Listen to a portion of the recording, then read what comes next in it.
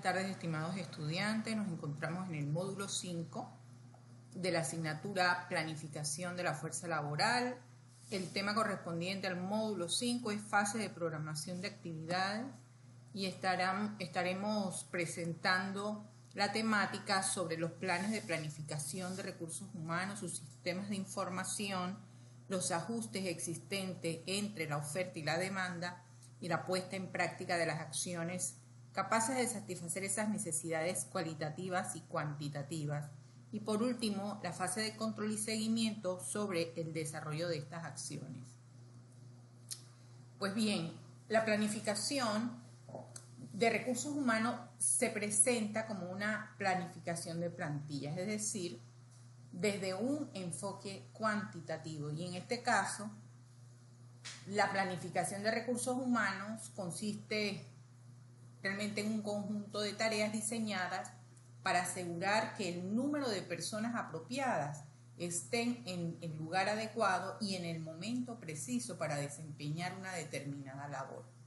En el segundo caso, la definición de planificación de recursos humanos se presenta desde un enfoque cualitativo, viendo esa influencia del resto de las políticas de recursos humanos, según García Tenorio. Y de esta forma, la planificación de recursos humanos va a ser ese proceso complejo, según Aguirre, que abarca los siguientes planes. Abarcaría lo que es la previsión de las necesidades cuantitativas del personal de la empresa, es decir, el número de personas que la empresa necesita para hacer frente al nivel de la actividad prevista. Asimismo, la previsión de necesidades cualitativas del personal se refiere a las características de los trabajadores necesarios para hacer frente a la actividad prevista, es decir, qué cualidades o habilidades debe tener esos empleados para que los trabajos se realicen de forma eficiente y por departamentos. Luego continúa la planificación de reclutamiento y selección, las actividades necesarias para conseguir en el mercado de trabajo los recursos humanos necesarios, es decir, cuántos colaboradores podremos conseguir del mercado de trabajo y cuántos procederán del ámbito interno de la empresa. También la planificación de la formación, el tipo de trabajadores que necesitarán formación, es decir, qué trabajadores y de qué categoría podrán ser formados, con qué medios, en qué actividades y para qué departamentos. Y el plan de carrera profesional, pues los trabajadores son susceptibles de promocionarse y de crecer dentro de una organización en el tiempo, así como la planificación de la retribución. De este modo se comprueba que la planificación de personal es mucho más allá que la planificación de plantillas de trabajadores. Luego tenemos las etapas de la planificación de recursos humanos. El proceso de planificación de recursos humanos entonces va a constar de 5 fases según Barranco. La fase de análisis de la situación laboral actual, pues la planificación de recursos humanos va a comenzar por el análisis en primera instancia de la empresa y de su entorno en relación al entorno. Se va a hacer un análisis general a nivel económico, social, tecnológico, legal y un análisis específico de la competencia y de los clientes. En cuanto al análisis de la empresa, a nivel interno se trata de obtener esa información general sobre la estructura organizativa, la composición de la fuerza de trabajo, las políticas que tiene la organización y sus estrategias. Y para ello se analizarán documentos como el organigrama de la empresa, el inventario del puesto de trabajo, la descripción de puesto, el profesiograma, los ratios, también los ratios sobre todo de ausentismo, de rotación, de antigüedad. Y como segunda fase tenemos la fase de previsión, que se intenta pronosticar cómo sería la empresa en el futuro, los cambios organizativos que se producirán en ella. La futura situación de la empresa va a afectar a las necesidades tanto cualitativas y cuantitativas del personal, de modo que en esta fase se va a tratar de prever tales necesidades. La demanda cuantitativa del personal entonces se va a referir a ese número de personas que la organización necesita para hacer frente a un volumen de actividad previsto. Para determinarlas vamos a partir de variables tales como la variación del volumen de la producción prevista, el grado de tecnificación o mecanización y la duración de las jornadas de trabajo.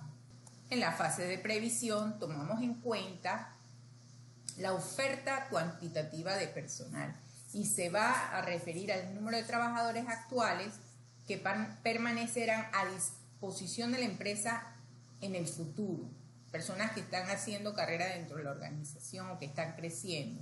Y la previsión de esta oferta se basa en el análisis de la plantilla actual para adelantarse a su evolución, estudiando su distribución ya sea por edad, ¿verdad?, para prever posibles jubilaciones.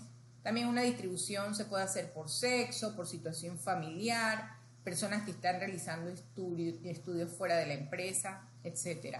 Y por la demanda cualitativa de personal se va a referir al conjunto de conocimientos, capacidades, habilidades físicas y mentales y actitudes que deben tener los trabajadores de la empresa en el futuro, plasmado en el perfil de los trabajadores, que serán precisos, donde se van a detallar la formación básica, la formación técnica especializada, entre otras.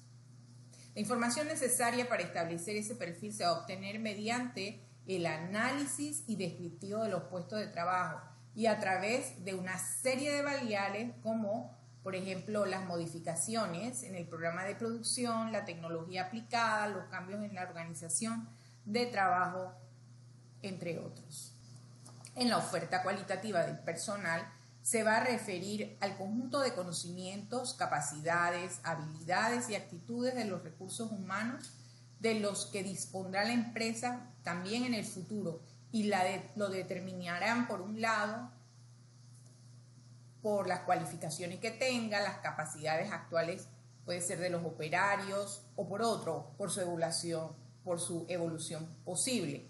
Ahora, una herramienta muy útil para determinar el potencial cualitativo del personal de una empresa es el inventario de habilidades, que reúne información sobre los trabajadores, sus datos personales, su cualificación general, su educación o experiencia y formación, cualificaciones especiales, capacidad del individuo, resultados sobre pruebas psicológicas, preferencias del individuo respecto al tipo de empleo u otros intereses importantes, pues cuando este colaborador se autoevalúe. Con toda esta información se puede evaluar con rapidez las capacidades disponibles por la organización y su potencial, siendo útil para diseñar planes de formación, promoción, selección, movilidad interna. Y ahora se procede a comparar la demanda y la oferta a niveles cualitativos y cuantitativos para detectar las necesidades cualitativas y cuantitativas. Y en este último renglón me gustaría hacer énfasis de la responsabilidad que tiene el colaborador de comunicar a recursos humanos sus cursos, diplomas adquiridos para que se cuente entonces con esta información en el expediente. Tenemos una fase 3 que se refiere a la fase de programación, es decir, el estudio de los desajustes existentes entre oferta y demanda del personal. ¿Qué se desea hacer? ¿Cómo y cuándo van a hacerlo? ¿Quién va a ser el encargado? ¿Y qué recursos van a ser necesarios para su puesta en marcha? Entonces, la demanda mayor que la oferta significa que la empresa necesita aumentar su plantilla o conocimientos.